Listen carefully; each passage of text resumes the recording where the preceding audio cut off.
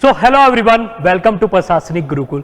तो आज का जो क्लास है आपका वो एमसीक्यू पे बेस्ड है और उसके बाद हम जो लेबर लॉ से रिलेटेड इंपॉर्टेंट टर्म्स है उनको एनालाइज करेंगे। तो सबसे पहले देखते हैं आपके टाइम ना गवाते हुए। और एक यहाँ पर मैं आपको एडवाइस दूंगा लेक्चर शुरू होने से पहले कि जब भी आप लेबर लॉ का या पर्टिकुलरली यूपीएससी ईपीएफओ का एग्जामिनेशन का प्रिपरेशन कर रहे हैं तो मैंने आपको कल भी ये सजेस्ट किया था कि आपको फैक्ट पे थोड़ा अपना फोकस ज्यादा रखना है। फैक्चुअल क्वेश्चंस आएंगे, ठीक है, और फैक्चुअल क्वेश्चंस को आपको टैकल करना है। जब भी आपको टाइम मिलेगा उनका एक रिवीजन करना है। क्लासेस के बेसिस पे भी जो जो टर्म्स आपको मिलेंगे, जो जो एक्ट आपको मिलेंगे, उनमें जो फैक्चुअल इंफॉर्मेशन है। देखिए आपको पता है कि ईयर बाय ईयर यूपीएससी का एग्जामिनेशन क्या होता जा रहा है, काफी टफ होता जा रहा है और फैक्चुअल इंफॉर्मेशन काफी आती है। तो यहां पर भी मेरा सजेशन रहेगा कि आप फैक्चुअल इंफॉर्मेशन को कैप्चर करें। तो आपको पता है कि जैसा हमने फर्स्ट और सेकंड क्लास जो हमारा है उसमें हमने क्या किया, हमने एक्ट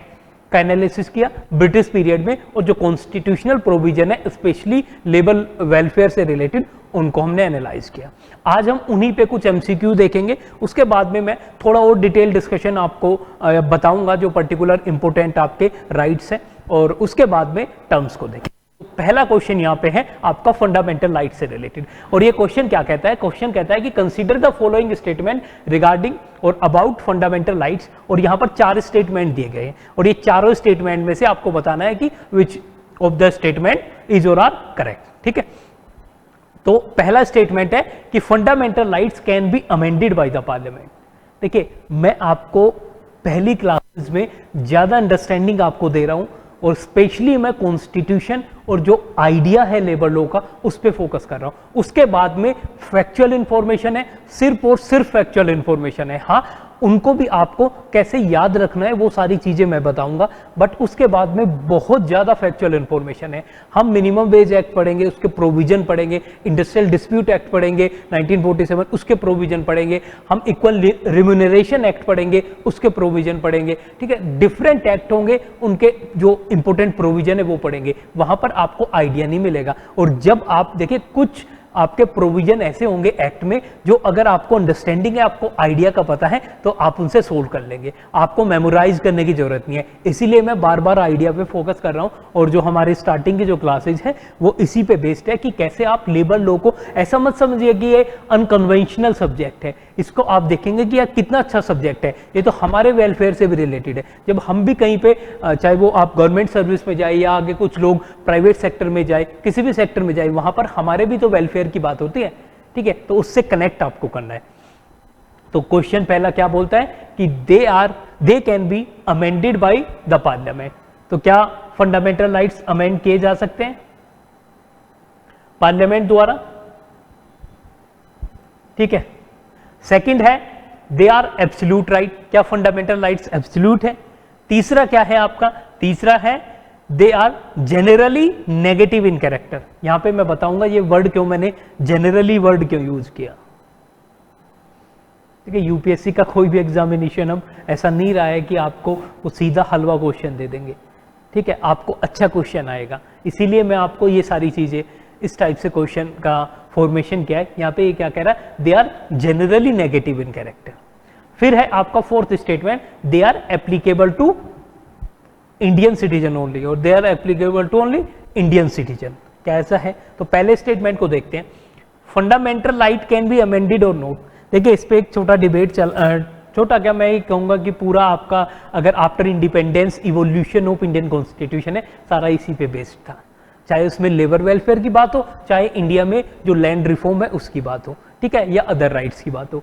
तो वहां पर जो फाइनली जजमेंट आया था इसमें ये इस टाइप के केसेस डायरेक्टली पूछे जा सकते हैं। यहाँ पे ईपीएफओ एग्जामिनेशन में डायरेक्टली आपसे केसेस पूछ देंगे, इसलिए मैं इस केस का मेंशन कर रहा हूं। तो पहला स्टेटमेंट आपका करेक्ट है और वो करेक्ट क्यों है, क्योंकि फंडामेंटल राइट्स को पार्लियामेंट अमेंड कर सकती है। यही नहीं, किसी भी पर्टिकुलर प्रोविजन को आपकी पार्लियामेंट अमेंड कर सकती है। अमेंडिंग प्रोसीजर डिफरेंट हो सकता है। कहीं पे हम क्या यूज करते हैं, कहीं पर हम यूज कर सकते हैं सिंपल मेजोरिटी और कहीं पर हम यूज करेंगे स्पेशल मेजोरिटी,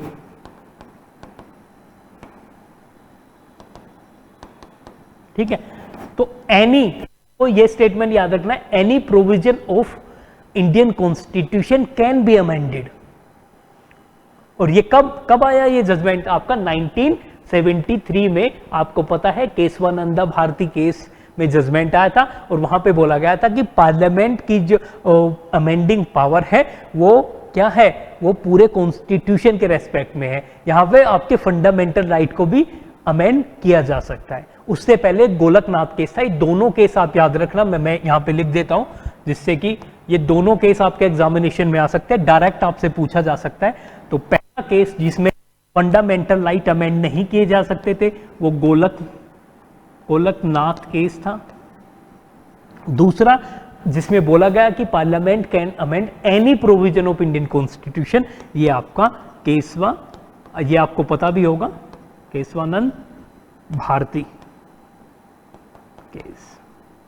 ये 1967 का केस है, आई थिंक 67 है, हाँ 67 है, और ये आपका 1973 है।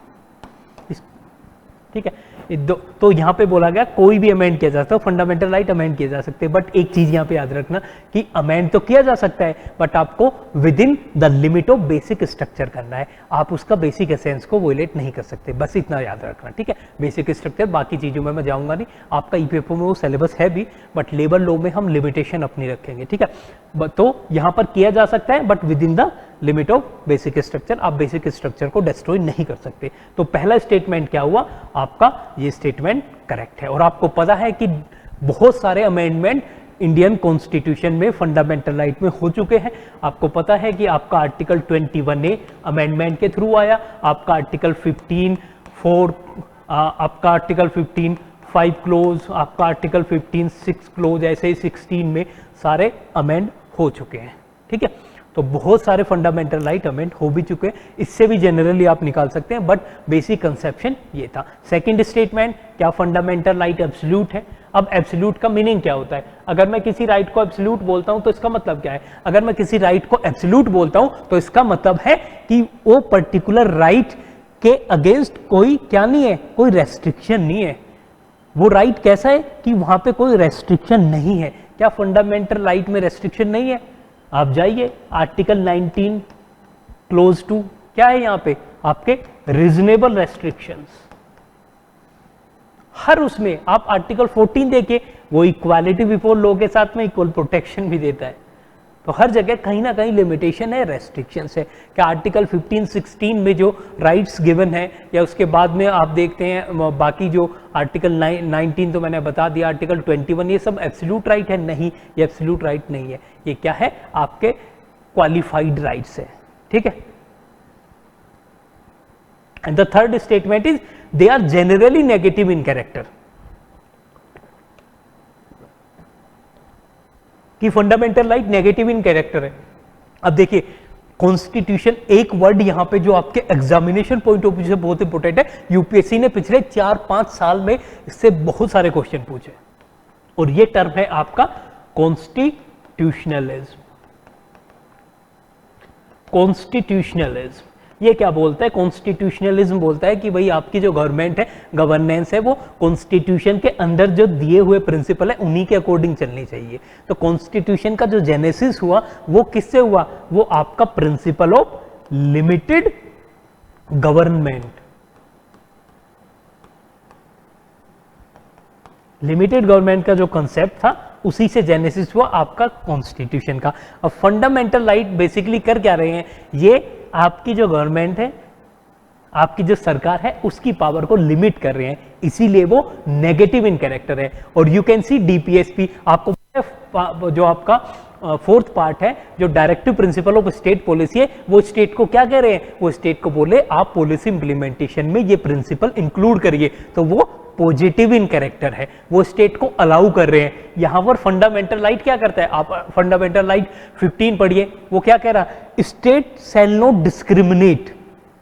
आप आर्टिकल 16 पढ़िए, उसमें भी पब्लिक एम्प्लॉयमेंट की अपॉर्चुनिटी में कोई भी आपका रेस्ट्रिक्शन नहीं हो सकता। किसके बेसिस पे? सेक्स के बेसिस पे, ठीक है, रेस के बेसिस पे, कास्ट के बेसिस पे कोई डिस्क्रिमिनेशन नहीं हो सकता। तो यहां पे क्या है? स्टेट को रेस्ट्रिक्ट किया गया है। बट डीपीएसपी क्या है, पॉजिटिव इन कैरेक्टर, वहां पे रेस्ट्रिक्ट नहीं किया गया है, तो ये जनरली नेगेटिव है, जनरली क्या है, नेगेटिव इन कैरेक्टर है। क्योंकि आप राइट टू एजुकेशन देखते हैं, आर्टिकल 21A देखते हैं, तो वो क्या है, आर्टिकल 21 में राइट टू एजुकेशन दिया गया है, तो राइट टू एजुकेशन की जब हम बात करते हैं क्या नेगेटिव है, नहीं, उसमें स्टेट को अलाउ किया गया है, स्टेट अपॉर्चुनिटी क्रिएट करेगा ना, वहां पे भी ऐसा नहीं कि अगेंस्ट द स्टेट है। तो कुछ फंडामेंटल राइट है जो पॉजिटिव कनोटेशन भी देते हैं, बट जनरली वो नेगेटिव है। तीसरा आपका हो गया they are applicable to only Indian citizen, नहीं, बहुत सारे फंडामेंटल राइट है जो कि आपके फॉरेनर्स पे भी एप्लीकेबल है। कौन से फंडामेंटल राइट है, बेसिक आपका फंडामेंटल 21 भी है, right to life and personal liberty, ये तो आपको भाई आपकी कंट्री में कोई और इंडिविजुअल भी आ रहा है बाहर का, तो ये थोड़ा ही है कि आप आर्टिकल 21 जो बेसिक राइट है, right to life and personal liberty, उसको नहीं देंगे। तो इक्वालिटी बिफोर लॉ जो आपका आर्टिकल 14 है, वो भी सबके लिए एप्लीकेबल है, ठीक है। तो कुछ फंडामेंटल राइट है जो स्पेशली इंडियन सिटीजन के लिए, बाकी फंडामेंटल राइट है सबके लिए, ठीक है। वो आप एक लिस्ट देख लेना, आपको बेसिक बुक में भी मिल जाएगी, बट यहाँ पर जनरली आपको समझाना था सारा कंसेप्शन इस क्वेश्चन के थ्रू। तो इसका आंसर क्या होगा, इसका आंसर क्या होगा आपका, फर्स्ट स्टेटमेंट आपका करेक्ट है, सेकंड स्टेटमेंट आपका रॉन्ग है, थर्ड स्टेटमेंट इसका करेक्ट है, और फोर्थ स्टेटमेंट इसका रॉन्ग है। तो कौन सा सही हुआ आपका, फर्स्ट एंड थर्ड। तो आंसर कौन सा होगा, आंसर होगा आपका सी, फर्स्ट एंड थर्ड। तो इस टाइप से देखिए बहुत सारे प्रीवियस ईयर क्वेश्चन आप सोल्व करिए, आपका यही फंडा है ईपीएफओ एग्जामिनेशन को भी निकालने का। आपको करना क्या है, प्रीवियस ईयर यूपीएससी के स्पेशली कौन कौन से, आप पॉलिटी, मॉडर्न हिस्ट्री,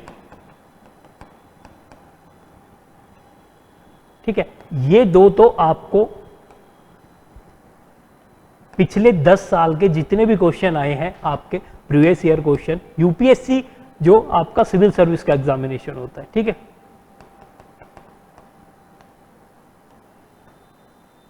तो यूपीएससी का जो सिविल सर्विस का एग्जामिनेशन होता है उसके आप 10 साल के क्वेश्चन पेपर आपको करने पड़ेंगे, ठीक है, उसके बिना काम नहीं चलेगा।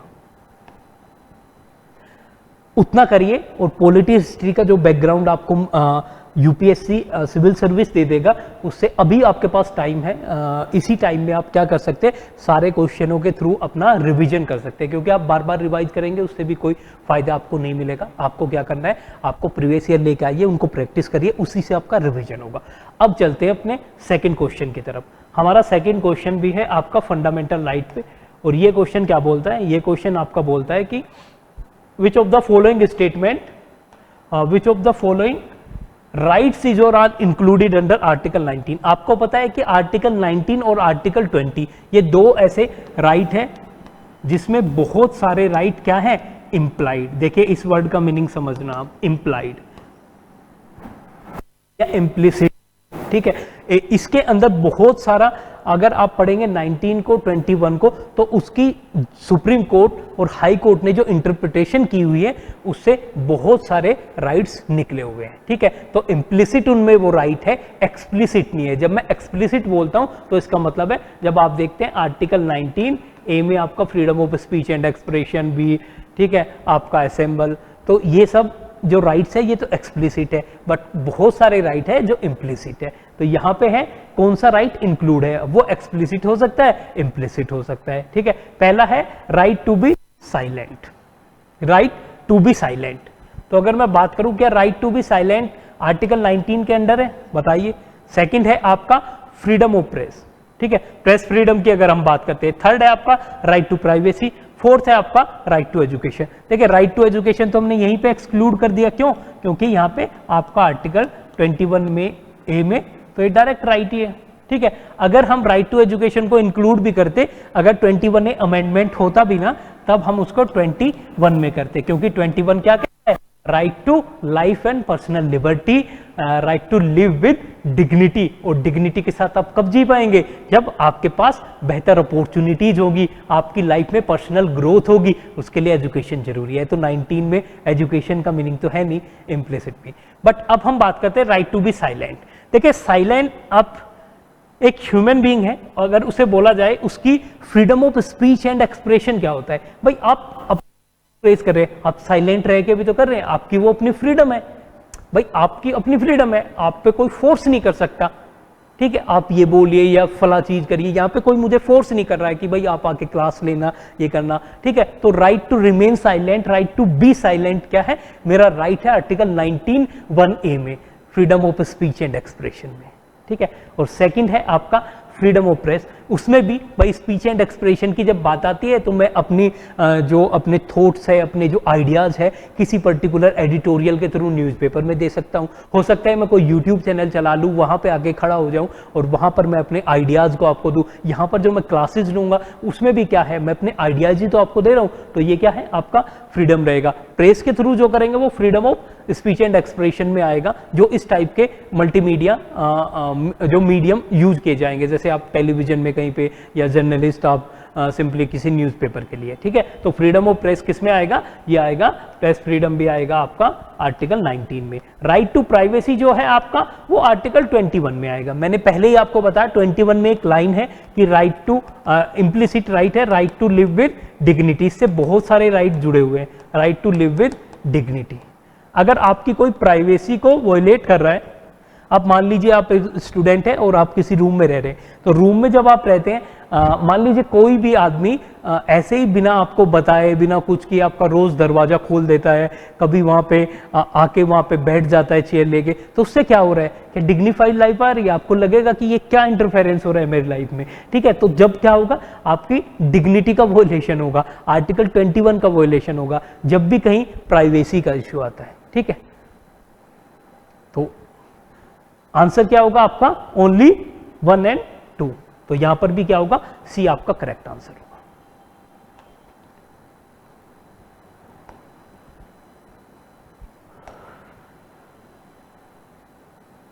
Next question is about again about fundamental rights, और यहां पर जो क्वेश्चन है आपका,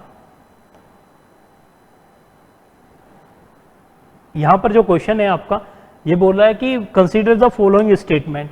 अब ये स्टेटमेंट क्या क्या है, स्टेटमेंट है right to work is a fundamental right under Indian constitution. क्या राइट टू वर्क कहीं पे फंडामेंटल राइट है, डायरेक्टली कोई ऐसा राइट दिया गया राइट टू वर्क? आप जाके को बोल सकते हैं कि मैं अनएम्प्लॉयड हूं, मेरे फंडामेंटल राइट का वॉयलेशन हुआ है, बोल सकते हैं आप कहीं पे कि मैं अनएम्प्लॉयड हूं और तो मेरे फंडामेंटल राइट का वॉयलेशन हुआ है। आप सुप्रीम कोर्ट जा सकते हैं, हाई कोर्ट जा सकते हैं, नहीं जा सकते। तो फर्स्ट स्टेटमेंट क्या होगा, रोंग स्टेटमेंट है। बट अगर आप देखें आर्टिकल 41, आई थिंक हाँ आर्टिकल 41 है डीपीएसपी में, तो यहां पर वो क्या बोलता है, राइट टू वर्क भी बोलता है, वो राइट टू पब्लिक असिस्टेंट भी बोलता है। आप एक बार चेक करना, 41 है, 43 आई थिंक 41 ही है, ठीक है। तो एक बार क्रॉस चेक आप जरूर कर लेना, अगर कोई इन्फॉर्मेशन गलत हो you can comment, okay, no issue about that.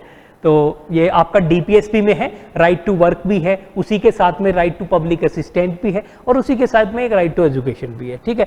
और आपका अगर डिसेबल पर्सन है, ओल्ड एज है, उन सब के असिस्टेंट के लिए भी वहां पे प्रोविजन है, बट वो किस में है, आपका डायरेक्टिव प्रिंसिपल में, वो फंडामेंटल राइट नहीं है, ठीक है। तो फर्स्ट स्टेटमेंट ऑटोमेटिकली क्या हो गया, इनकरेक्ट हो गया। अब सेकंड क्या है, freedom of press is an explicit fundamental right. मैंने आपको बताया था कि एक्सप्लिसिट ये नहीं है, एक्सप्लिसिट का मतलब है कि वहां पर मेंशन होना चाहिए था ओरिजिनल कॉन्स्टिट्यूशन में, बट ऐसा नहीं है। जो प्रेस की फ्रीडम है, मीडिया की जो फ्रीडम है, वो आपका 19(1)(a freedom of speech and expression में इंप्लाइड है, इम्प्लिसिट है, एक्सप्लिसिट नहीं है, ठीक है। तो दोनों स्टेटमेंट क्या है, इनकरेक्ट है। आपका आंसर होगा डी, ठीक है। So now we are going to next question, और नेक्स्ट है आपका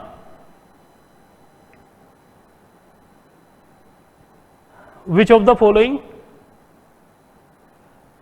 यहां पे आप देख सकते हैं, देखिए इसका आंसर आपको जब आपका पूरा मटेरियल मैं उसमें दूंगा तो उसमें आपका आंसर और एक्सप्लेनेशन सारी चीजें होंगी, बट यहां पर मैं चाहता हूं कि आप दिमाग से सोचे, न कि क्वेश्चन की एक्सप्लेनेशन सामने हो उसको रटते जाए। आप सोचे समझे कि हर स्टेटमेंट का मीनिंग क्या है, अदरवाइज मेरे लिए भी इजी होता कि मैं पीपीटी पढ़ दूं वहां पे, but you have to think about that particular statement, ये क्वेश्चन में ये स्टेटमेंट गलत क्यों है और ये आया कहाँ से है। ठीक है, आप भी थिंक करोगे, आप भी सोचोगे, तो आपके एग्जामिनेशन पॉइंट ऑफ व्यू से भी, बाकी चीज़ों से भी आपका अच्छा होगा, आपकी प्रिपरेशन अच्छी होगी, आप रिवाइज कर पाएंगे। क्योंकि जब आप आर्टिकल 1921 में फंसेंगे, आप लक्ष्मीकांत या पर्टिकुलर कोई भी बुक, कोई भी मटेरियल खोलेंगे, आप उसमें देखेंगे, आप गूगल करेंगे कितने राइट्स हैं, वहाँ पे आपका रिवीजन हो जाएगा। ये हैबिट आप अपनी जरूर बिल्ड करना। मैक्सिमम जो अगर मैं ऑनलाइन लर्निंग की बात करता हूँ तो पीपीटी मीडियम है और पीपीटी के थ्रू पढ़ाना भी पड़ता है, ये एक एसेंशियल टूल भी है।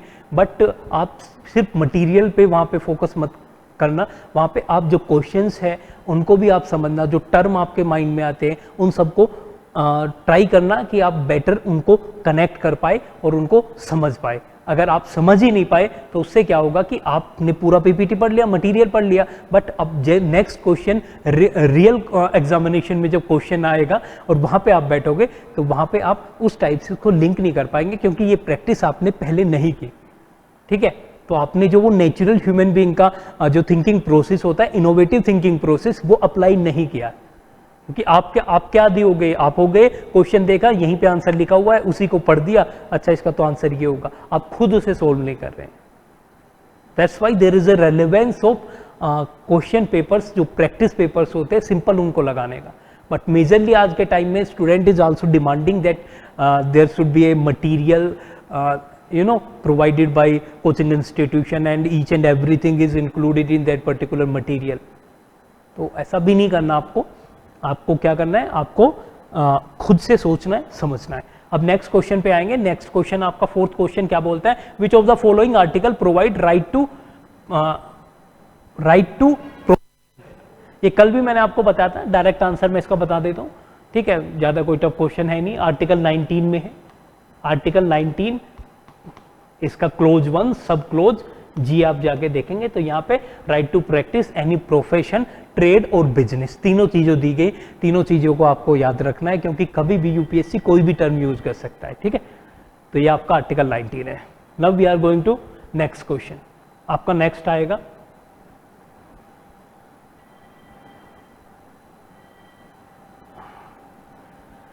नेक्स्ट है आपका फोर्स्ड लेबर। ठीक है, नेक्स्ट है क्वेश्चन कि फोर्स्ड लेबर से रिलेटेड जो प्रोविजन है, जो प्रोहिबिशन है, वो किस पर्टिकुलर आर्टिकल में किया गया है। ठीक है, तो आपको पता है कि आपके आर्टिकल, अगर मैं 19 और 16 की बात करूं, आर्टिकल 19, 16 तो नहीं है, इनको तो आप इजीली एक्सक्लूड कर दीजिए। 19 तो आपको पता है जो आपके बेसिक फ्रीडम के राइट्स है। 16 आर्टिकल क्या है आपका, equal opportunity in public employment, equal opportunity in public employment.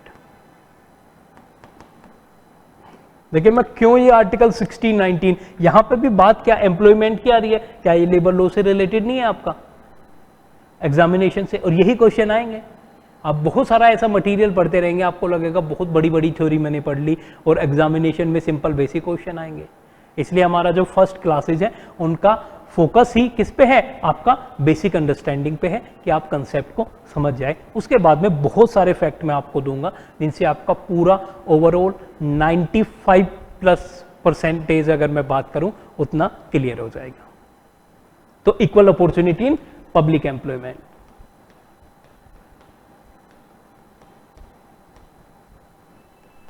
ठीक है, और आपका अब बच गए आपके आर्टिकल 23 एंड 24। आर्टिकल अगर मैं 24 की बात करूं, मैंने पहले भी ये पढ़ाया था आपको कि 24 में क्या है आपका, प्रोहिबिशन ऑफ चाइल्ड लेबर है।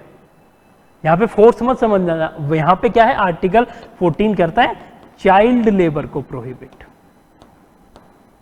ठीक है, तो चाइल्ड लेबर का प्रोहिबिशन है, और आर्टिकल 23 है आपका जो प्रोहिबिट करता है आपका फोर्स्ड लेबर को। ठीक है, तो इसमें आंसर क्या होगा, आपका आंसर होगा ए।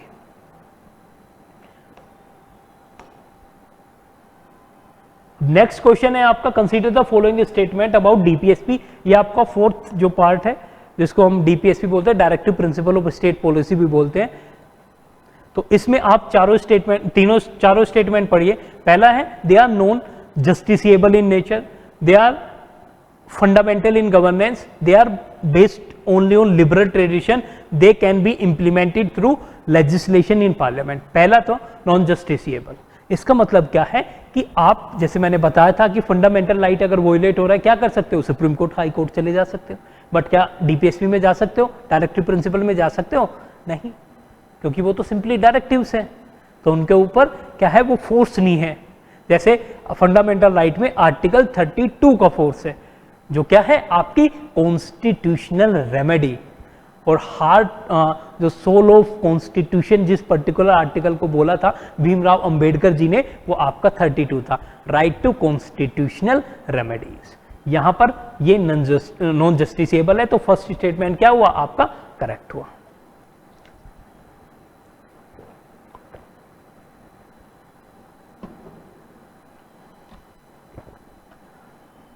So the first statement is correct.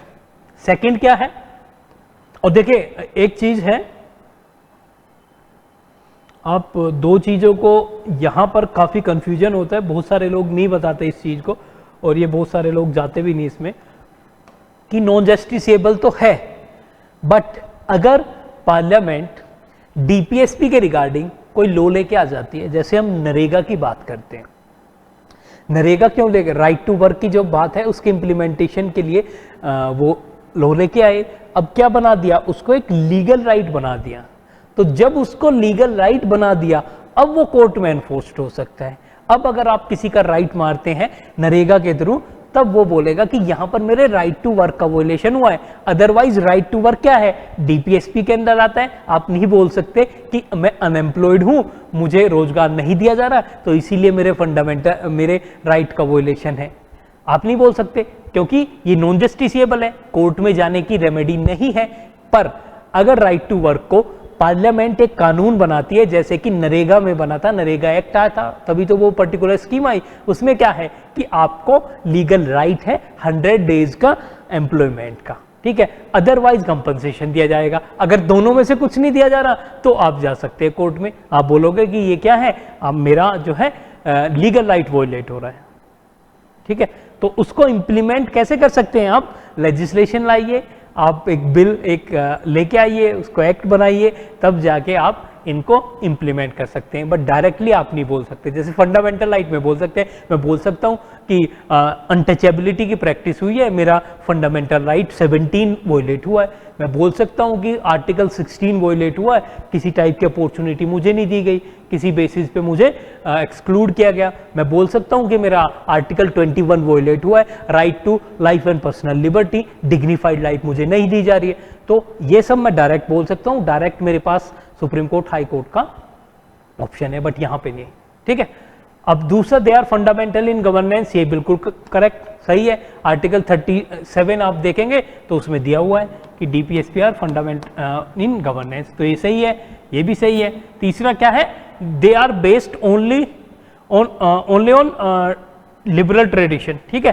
तो आपका लिबरल ट्रेडिशन पे बेस्ड है, क्या सिर्फ लिबरल ट्रेडिशन पे बेस्ड है डीपीएसपी? अगर आप डीपीएसपी जाके पढ़ेंगे तो आपको पता चलेगा कि डीपीएसपी में डिफरेंट आइडियोलॉजी है, ठीक है। वो गांधीयन आइडियोलॉजी से भी इंस्पायर्ड है, वो आपके लिबरलिज्म से भी इंस्पायर्ड है, और वो आपके सोशलिज्म से भी इंस्पायर्ड है।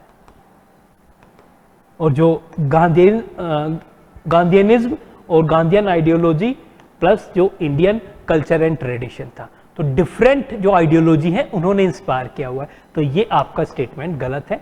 और fourth, they can be implemented through legislation, मैंने आपको नरेगा का एग्जांपल दिया, यस। तो आंसर हुआ first, second and fourth. The correct answer is B. Correct answer क्या हुआ आपका, बी। अब नेक्स्ट चलते हैं, which of the following article mentions free legal aid, ठीक है। ये क्या है आपका, ये है आपका बेसिकली कि एक अमेंडमेंट हुआ 42nd कॉन्स्टिट्यूशनल अमेंडमेंट एक्ट में, ये पर्टिकुलर प्रोविजन इंक्लूड किया गया। तो आप बताइए आंसर, 39 है, 39A है, 41 है। देखिए ये तो आप, जब मैंने आपको बताया कि ये अमेंडमेंट किया गया, तो जाहिर सी बात है अमेंडमेंट कहाँ पे हुआ है, ये आपका 39A आर्टिकल लेके आया। अगर आप सिंपली इसको देखें तो 42nd कॉन्स्टिट्यूशनल अमेंडमेंट एक्ट में एक पर्टिकुलर प्रोविजन ऐड किया गया। उस प्रोविजन में बोला गया कि इंडिया में बहुत सारी ऐसी पॉपुलेशन है जिसके पास इकोनॉमिक रिसोर्सेज नहीं है। तो इकोनॉमिक रिसोर्सेज जिसके पास नहीं है, क्या उसको आप जस्टिस प्रोवाइड नहीं करेंगे? क्योंकि आपको पता है कि अगर आपको पर्टिकुलर कोई केस रजिस्टर कराना है, कुछ भी कराना है, तो उसमें कुछ ना कुछ खर्चा तो आएगा, आपको किसी एडवोकेट के पास भी जाना पड़ेगा। तो यहाँ पर उसके लिए एक रेमेडी दी गई कि 39A में बोला गया कि स्टेट को इंश्योर करना चाहिए कि आप क्या है, आप कुछ इस टाइप के प्रोविजन, इस टाइप के एक्ट, इस टाइप की पॉलिसी फॉर्म करें कि ये जो एक सेक्शन है जिसे हम weaker and marginalised section of society बोलते हैं, उस सेक्शन को क्या मिले? जस्टिस मिले, फ्री लीगल एड मिले, ठीक है, असिस्टेंट मिले, फ्री लीगल असिस्टेंट, ठीक है। 39A आर्टिकल में उसको लेके आए, ये भी बहुत इंपॉर्टेंट है। अब हम नेक्स्ट क्वेश्चन पे चलते हैं। नेक्स्ट है आपका question number 8, which of the following terms is और are mentioned in part 4 of Indian constitution. देखिए ये मैं बनाए हैं इसलिए कि आप कम से कम जो बेसिक प्रोविजन है लेबर लॉ के, उनको पढ़ो, या फिर इस क्लास से पहले अगर आपने क्लासेस देखी होंगी तो आपको पता भी होगा कुछ कॉमन टर्म, ठीक है। तो आज भी जाके जब ये क्वेश्चन आप देखेंगे, आर्टिकल 39 से लेके आर्टिकल कितना, आर्टिकल एटलीस्ट 43 तक आप एक एक लाइन आपको पढ़ना है लेबर लॉ के लिए, ईपीएफओ एग्जामिनेशन के लिए। आर्टिकल 39 टू आपका आर्टिकल 43, आप आर्टिकल 38 भी पढ़ सकते हैं, ठीक है। बट जनरली आपके ये आर्टिकल में क्या है, लेबर वेलफेयर की बात है, स्पेसिफिकली लेबर वेलफेयर की बात है, स्पेसिफिकली जो है पैरिटी की बात है, जेंडर पैरिटी की बात है, कॉमन वेलफेयर की बात है। ये क्वेश्चन आप पूरी तरीके से सोल्व कर सकते थे अगर बिना किसी चीज को समझे आप डायरेक्ट भी इसका आंसर लगा दोगे, अगर आपने आइडियोलॉजी डीपीएसपी की अच्छे से समझे होंगे, ठीक है। उसमें क्या है, यहां पे आप देख सकते हो कि पहला कह रहे कॉमन गुड की बात। मैंने आपको बताया कि डीपीएसपी है क्या, डीपीएसपी एक वेलफेयरिज्म की अप्रोच पे बेस्ड है। यहाँ पे हम पब्लिक वेलफेयर की बात करते हैं तो कॉमन गुड की बात करेंगे। दूसरी चीज मैंने आपको बताई, कल भी मैंने आपको बताया था कि हम लेबर को एक मिनिमम वेज की बात कर रहे हैं, लिविंग वेज की जो मैं बात कर रहा था, वो लिविंग वेज भी आपका मेंशन है।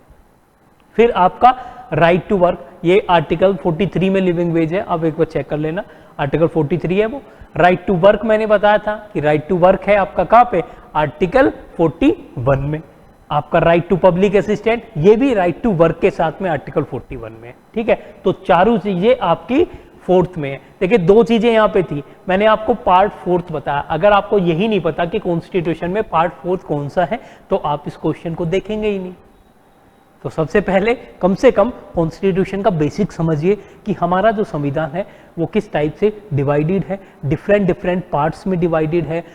कॉन्स्टिट्यूशन में कुछ शेड्यूल्स भी है, कॉन्स्टिट्यूशन में कुछ आपके आर्टिकल्स भी है, कॉन्स्टिट्यूशन की एक अपनी प्रीएम्बल है। तो सारी चीज़ों को एक बार आप समझिए, क्योंकि डायरेक्ट क्वेश्चन ऐसा कभी कभी आ जाता है, आपसे ऐसे पार्ट के बारे में पूछ लेंगे पीछे जाके कि पार्ट 19th में क्या है, ठीक है, 22nd में क्या है। मैच ऑफ द फॉलोइंग का कोई क्वेश्चन ईपीएफओ एग्जामिनेशन में मोस्ट प्रोबेबल है। और कई सारे एग्जामिनेशन में आपने देखा होगा, एक तरफ देते हैं पार्ट्स ऑफ इंडियन कॉन्स्टिट्यूशन और इधर उसका पर्टिकुलर प्रोविजन, तो आपको मैच करना होगा। तो ये भी आप एक बार देख लेना, एक जनरल आप फंडामेंटल राइट और डीपीएसपी ईपीएफओ के लिए पढ़ के जाना, उसके बाद सारे शेड्यूल पढ़ के जाना, उसके बाद आप एक बार देख लेना कि जितना भी आपका पर्टिकुलर पार्ट है वो कौन कौन से है, उस पार्ट में क्या है। और एक और चीज, आपको 7th शेड्यूल की जो लिस्ट है, जो कल मैंने आपको बताया भी था, कंकरेंट लिस्ट में जो लेबर के सब्जेक्ट है और जो एक यूनियन लिस्ट का सब्जेक्ट है जो ऑयल फील्ड और माइंस है, ऑयल फील्ड और माइंस है, उसको भी देख के जाना है, ठीक है। तो नेक्स्ट क्वेश्चन है आपका क्वेश्चन नंबर 9, और 9 में है आपका क्वेश्चन नंबर 9 में प्रोविजन ऑफ मैटरनिटी रिलीफ, ठीक है। तो ये मैटरनिटी रिलीफ की बात है, मैं ये लीव गलत मेंशन है यहाँ पे, तो आप ध्यान रखना कि रिलीफ की बात है, ठीक है। तो ये रिलीफ की बात है, लीव की बात नहीं है, ठीक है। तो ये है आपका किस पार्ट में है, तो डीपीएसपी में ये है, और डीपीएसपी आता है आपका पार्ट 4th में। तो ये ज़्यादा कोई इंपॉर्टेंट क्वेश्चन नहीं है, बट आप देख लेना क्योंकि ये लेबर लॉ से रिलेटेड है। आ भी सकता है, आप याद जरूर कर लेना मैटरनिटी रिलीव किस पर्टिकुलर आर्टिकल में है। तो मैं आपको बता दूं 42nd आर्टिकल में है ये, डीपीएसपी के अंदर 4th पार्ट के अंदर 42nd आर्टिकल आप देखेंगे, वहां पे मैटरनिटी रिलीफ की बात की गई है। आपको पता है कि मैटरनिटी जो लीव बेनिफिट एक्ट भी बना हुआ है, ठीक है, तो वो भी मैं आपको बताऊंगा, उसको भी हम करेंगे क्योंकि वो आपका लेबर लॉ में बहुत इंपॉर्टेंट है। जितने भी एक्ट है उनकी क्लासेस चलेंगी और आप सारे एक्ट को समझना, उनका जो बेसिक जो इंपॉर्टेंट प्रोविजन है, ठीक है।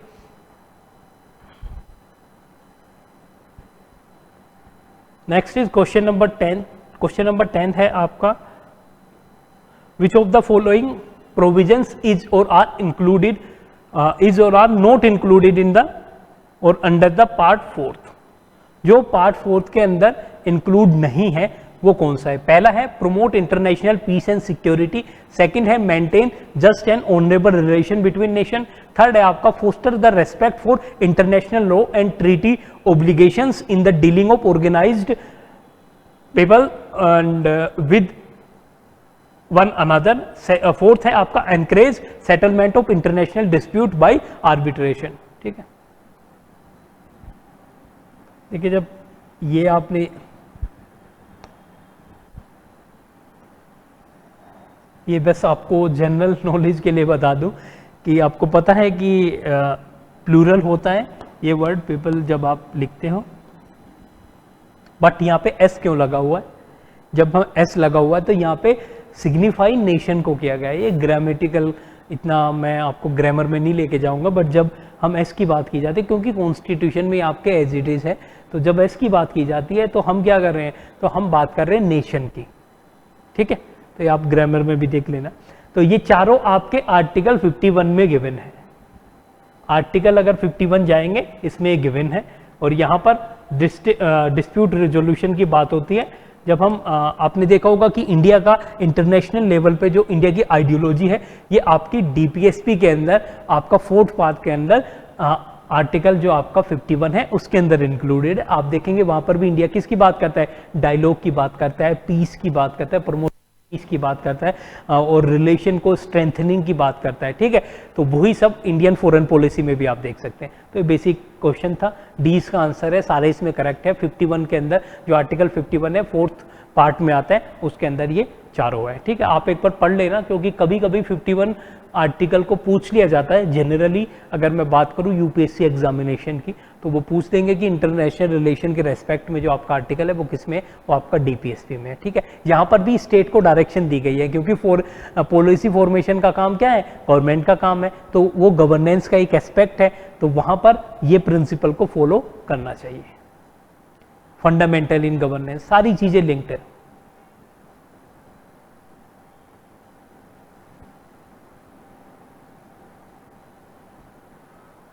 नेक्स्ट क्वेश्चन नंबर 11, ये आपका जो कल हमने फैक्ट्री एक्ट पढ़ा था तो उससे रिलेटेड है। तो आप consider the following statement about the factory act 1881। तो पहला है it prohibited the employment of children under the age of 9। Second है it restricted the working hour to 9 to all workers या फॉर ऑल वर्कर्स। क्या 9 as था child का जिनको prohibit किया गया था? अगर मैं फर्स्ट स्टेटमेंट की बात करूं तो नहीं, ये 9 नहीं था, यहां पे आपका 7 था। जो 7 से नीचे जो भी चाइल्ड होगा उसको प्रोहिबिट किया गया था। सेकंड स्टेटमेंट है it restricted the working hour to 9। सबके लिए किया गया था? नहीं, सिर्फ जो चाइल्ड लेबर है उनके लिए किया गया था, ऑल वर्कर्स के लिए नहीं था, ठीक है।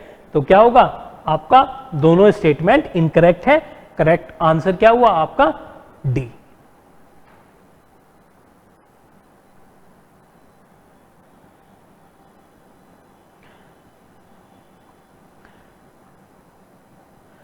नेक्स्ट और लास्ट क्वेश्चन है, इसके बाद में फिर हम टर्मिनोलॉजी पे चलेंगे। और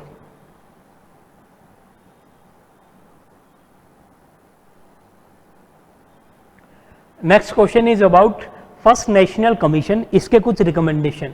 देखिए दोनों नेशनल कमीशन को मैं फिर से एमसीक्यू जो नेक्स्ट सेशन होगा उसमें मैं सेकंड नेशनल कमीशन के जो रिकमेंडेशन है इंपॉर्टेंट वो आपको कराऊंगा, क्योंकि आपको ये तो जानना जरूरी है कि उनके प्रेसिडेंट कौन थे, किस ईयर में इनको एस्टेब्लिश किया गया, किस ईयर में रिपोर्ट आई, बट उसके साथ साथ मेजर रिकमेंडेशन ईपीएफओ के लिए जरूरी है। यहाँ पर ये क्वेश्चन उसी पे बेस्ड है और ये आपसे पूछ रहा है कि कौन कौन से रिकमेंडेशन फर्स्ट लेबर कमीशन ने दिए थे। पहली चीज है आपका कि there is no need for any wage board for fixing wage rate, ठीक है, किसी बोर्ड की जरूरत नहीं है। दूसरा है it recommended linking of child labour with education by enactment of child labour prevention and education है। तीसरा इसने बोला है it recommended for the strengthening of trade unions, ठीक है। तो रिकमेंडेशन मैंने आपको पीछे पढ़ाया नहीं इसलिए मैंने क्वेश्चन भी बनाया, तो इसमें आपके तीनों सही है। अब यहां पर एक एक्सप्लेनेशन है जिसको मैं आपको बताऊंगा। आंसर इसका हो गया फर्स्ट, सेकंड एंड थर्ड तीनों सही है, बट आप एक्सप्लेनेशन देखिए। यहां पर आपके फर्स्ट जो लेबर कमीशन था, नेशनल लेबर कमीशन, उसके रिकमेंडेशन है। ये इंपॉर्टेंट है आपके एग्जामिनेशन पॉइंट ऑफ व्यू से। ईपीएफओ में इस पे क्वेश्चन आने की पूरी प्रोबेबिलिटी है, ठीक है। पहला ये बोला है कि there is no need for any wage board, जो जैसे मैंने बताया कि वे फिक्सेशन के लिए कोई बोर्ड की जरूरत नहीं है। दूसरा ये बोलता है, इसने ओपिनियन दिया कि जो स्टेट और यूनियन टेरिटरी है should have the authority to fix the minimum wage rate, ठीक है, नोट, ठीक है, wage rate not less than national level, ठीक है। जो नेशनल लेवल पे जो पर्टिकुलर है उससे कम नहीं होना चाहिए। जैसे मैंने आपको बताया भी था कि लिविंग वेज, मिनिमम वेज की बात की थी। इट रिकमेंडेड, ये आपका ऑप्शन होगा कि चाइल्ड लेबर को आप एजुकेशन से लिंक कर दीजिए। उसके लिए इन्होंने रिकमेंड किया कि इस टाइप का एक एक्ट होना चाहिए। फिर इन्होंने रिकमेंड किया कि जो पॉलिसी है, पॉलिसी फ्रेमवर्क अनऑर्गेनाइज्ड सेक्टर के लिए भी होना चाहिए। आप देखिए जब ये 1966 और 1969 में इसने रिपोर्ट सबमिट की, 1969 का जो कमीशन, और उस टाइम पे बात की थी कि भाई अनऑर्गेनाइज, आज के टाइम पे तो आप देखते हैं कि डिफरेंट लॉज हैं अनऑर्गेनाइज सेक्टर के लिए, बट तब इन्होंने रिकमेंड किया था। फिर है आपका it also suggested a system of welfare should include access to compensation for injury, ये सारी चीजें, ठीक है, ये आप देख लेना स्लाइड में आपको मिलेगा। Compulsory adjudication of dispute should be used only as a last resort, ठीक है। फिर आपका ऑर्गेनाइज, ये सारी चीजें आप पढ़ लेना। वर्कर्स एजुकेशन पे भी इन्होंने फोकस किया, ठीक है। इन्होंने गवर्नमेंट को बोला कि government should encourage the parties to settle their industrial dispute by negotiation and bipartite consultation. देखिए यहाँ पे बहुत इंपॉर्टेंट दिया, इसका रिकमेंडेशन है कि भाई पार्टी को पहले खुद ही बैठ के नेगोशिएट करना चाहिए, उनको बचना चाहिए लिटिगेशन से। ये एक जनरल रिकमेंडेशन, अगर ये ऑप्शन में आ जाता तो आपको लगाना चाहिए, क्योंकि कोई भी कमीशन क्या सोचेगा कि जो आपकी पार्टीज है अगर उनके बीच में डिस्प्यूट है तो उसको आप खुद ही रिजोल्व कर ले। आम भी अगर आप देखेंगे लोगों की थिंकिंग क्या है, भाई अगर कोर्ट में जाओगे, आप भी कोर्ट में जाओगे, ये भी कोर्ट में जाएगा, डिफरेंट पार्टी जाएगी, दोनों का खर्चा होगा, दोनों पे बर्डन आएगा, लेंथी प्रोसीजर होगा।